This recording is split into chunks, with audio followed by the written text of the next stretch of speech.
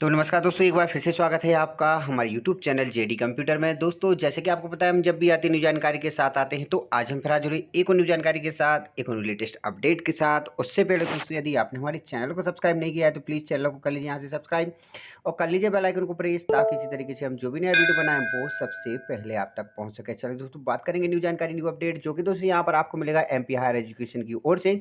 जी हाँ दोस्तों, यहाँ पर फाइनली पीजी की पोस्ट ग्रेजुएशन की लिस्ट आ चुकी है। आपको कैसे देखना है ये सारी चीज़ें हम बताएंगे, और यहाँ पर हम ये भी बताएंगे कि यदि आपको फर्स्ट राउंड में मिल गया है कॉलेज, फिर भी आपको नहीं लेना है, तो आप दोबारा से ये कैसे आपको रीचॉइस कराएंगे, तो सारी चीज़ें हम आपको बताएंगे। तो वीडियो में लास्ट तक जरूर बने रहिए। चैनल बना हो तो चैनल को सब्सक्राइब कर लीजिए। सबसे पहले दोस्तों यहाँ पर हम जाएंगे पीजी के सेक्शन पे। तो 4 जून से 13 जून तक न्यू रजिस्ट्रेशन हो रहे हैं, और यहाँ पर 7 तारीख से लेके 13 तारीख तक आप यहाँ पर अलॉटमेंट और फर्स्ट राउंड का रिजल्ट भी निकाल सकते हैं, और यहाँ पर फीस भर सकते हैं। तो सिंपली तरीके से दोस्तों यहाँ पर आपको रजिस्ट्रेशन नंबर डालना है। रजिस्ट्रेशन नंबर डालने के बाद आपको यहाँ पर पासवर्ड देना है। तो जो भी आपका रजिस्ट्रेशन नंबर है, जो भी आपका पासवर्ड है, वो आपको यहाँ पर चेकआउट करना है। चेकआउट करने के साथ साथ दोस्तों यहाँ पर आप जानकारी देंगे।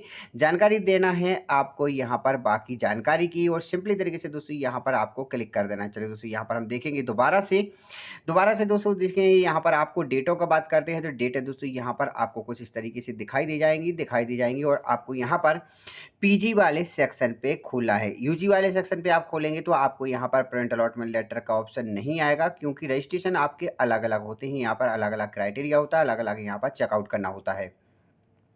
तो चलिए दोस्तों, यहाँ पर हम आपको शुरू से सारी चीज़ें यहाँ पर चेकआउट करा देते हैं, शुरू से सारी चीज़ें आप यहाँ पर रीड आउट करा देते हैं। तो सिंपल तरीके से आपको आना है यहाँ पर पोस्ट ग्रेजुएशन वाला जो सेक्शन है, नीचे आप आएंगे तो यहाँ पर आपको क्लिक करना है। जैसे ही आप इस पर क्लिक करेंगे तो आपको कुछ इस तरीके का इंटरफेस आएगा।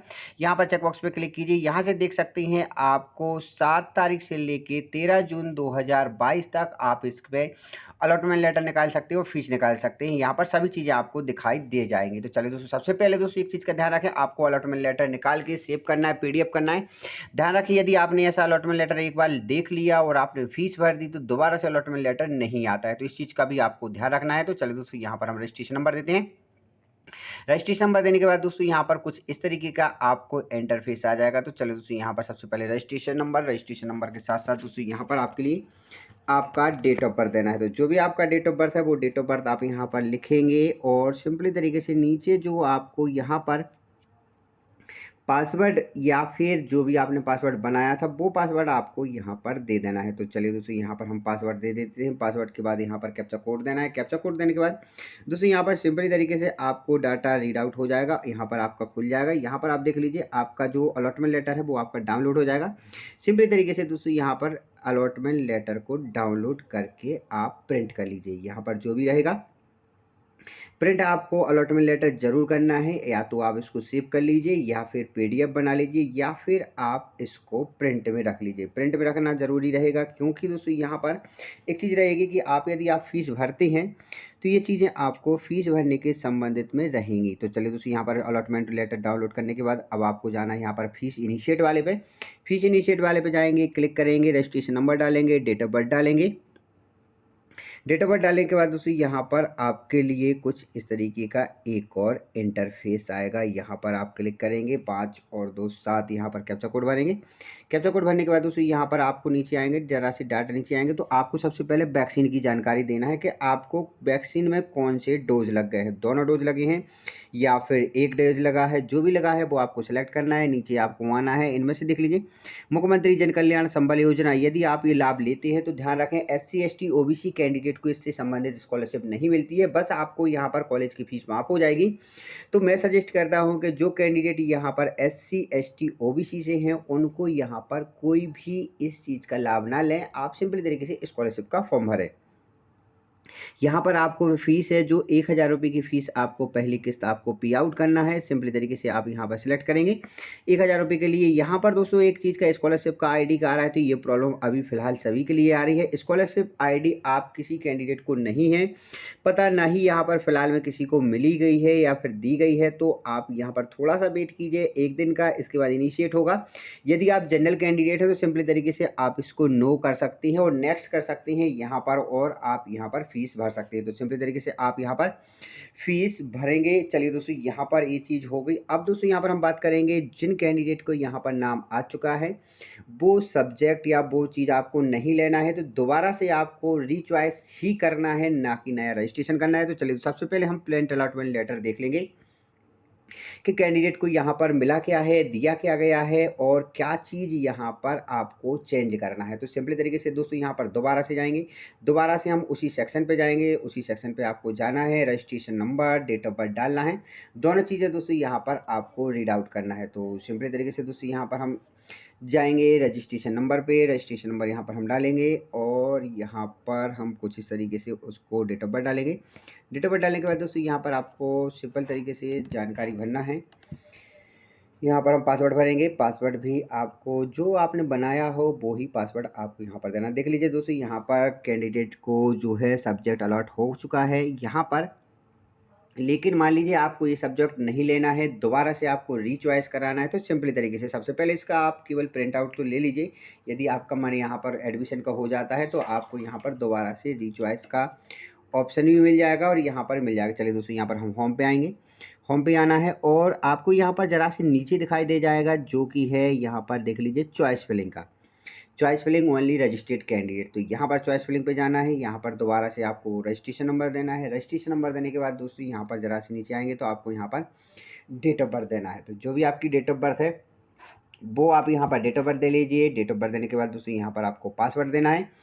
तो जो भी आपका पासवर्ड है वो पासवर्ड आपको यहाँ पर देना है। जो भी आपने बनाया है वो पासवर्ड आप यहाँ पर दे लीजिए। पासवर्ड देने के बाद दोस्तों यहाँ पर ज़रा से आपके नीचे आके कैप्चा कोड डालेंगे। सिंपली तरीके से यहाँ पर आएंगे, कैंडिडेट डिटेल्स नॉट फाउंड, दोबारा से यहाँ पर हम देखेंगे, क्योंकि दोस्तों यहाँ पर आपका registration number, date of birth और पासवर्ड तीनों चीज़ें एक सी ही होना चाहिए, तभी जाके आपका यहाँ पर डाटा सही होगा। तो सिंपली तरीके से दोस्तों यहाँ पर हम दोबारा से भरेंगे, दोबारा से रजिस्ट्रेशन नंबर डालेंगे, दोबारा से यहाँ पर हम जानकारी डालेंगे तो यहाँ पर हमारे लिए मिल जाएगा। और यहाँ पर मिलने के बाद दोस्तों यहाँ पर हम देखेंगे कि आपका यहाँ पर डाटा ओपन हो चुका है।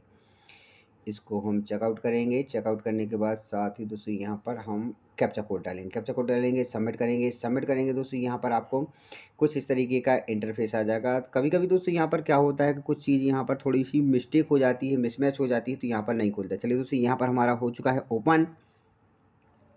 ओपन होने के बाद दोस्तों यहाँ पर ज़रा से नीचे आना है। अब नीचे आएंगे दोस्तों तो यहाँ पर आप देख लीजिए, आपको यहाँ पर जो कॉलेज कोड है कॉलेज कोड डालना है। आपको यहाँ पर जो आपका सब्जेक्ट कोड है वो आपको सब्जेक्ट कोड डालना है। और सिंपली तरीके से दोस्तों यहाँ पर आपको सेव एंड नेक्स्ट या फिर सेव आपको या एडिट या फिर आपको अपडेट करना है। तो इस तरीके से दोस्तों यहाँ पर हम सब्जेक्ट डालेंगे, आपको कोड डालेंगे। कोड डालने के बाद दोस्तों यहाँ पर आपको जो भी कोड आएंगे वो आपको डालते जाइए, डालते जाइए। आप जितने भी कोड डालेंगे यहाँ पर आपके सभी कोड यहाँ पर होते जाएंगे। तो यहाँ पर आप जो भी सब्जेक्ट हो, जो भी कोड हो, वो आप यहाँ पर डालते जाइए। चलिए दोस्तों, यहाँ पर हम कुछ कोड और डालते हैं, कुछ सब्जेक्ट और भरते हैं। कैंडिडेट को कुछ सब्जेक्ट और यहाँ पर भरना है तो वो भी हम यहाँ पर भर लेते हैं सिंपली तरीके से। और यहाँ पर हम भरते जाएंगे, 2 या 2 से 3, 3 से ज़्यादा भी आप यहाँ पर भर सकते हैं। भरने के बाद दोस्तों यहाँ पर आपके लिए मैक्सिमम दोस्तों यहाँ पर आप 15 भर सकते हैं। 15 कॉलेज में 15 सब्जेक्ट, जो भी आप चाहें वो आप 15 यहाँ पर भर सकते हैं। इसके बाद दोस्तों यहाँ पर आपके लिए दोबारा से हम देखेंगे, यहाँ पर एक और भरेंगे और यहाँ पर कैप्चा कोड डाल के इसको हम सबमिट करेंगे। तो चलिए दोस्तों यहाँ पर हम कंप्लीट करते हैं, थोड़ा सा जल्दी देख लेते हैं इसको। आप देख लीजिए जो आपका रहेगा, यहाँ पर हम भरेंगे, यहाँ पर सेंड ओटीपी या गेट ओटीपी पे क्लिक करेंगे। गेट ओटीपी पे क्लिक करेंगे तो आपको कुछ इस तरीके का इंटरफेस आ जाएगा। इंटरफेस में दोस्तों यहाँ पर अब आप देख लीजिए, आपको जो ओटीपी है वो ओटीपी आ जाएगा। ओटीपी सबमिट करके आप इसका रीचॉइस का दोबारा से प्रिंट निकाल सकते हैं अपने फ्यूचर रेफरेंस के लिए। नेक्स्ट की जो इसकी प्रोसेस रहेगी वो आपको यहाँ पर बहुत जल्दी ही बता दी जाएगी।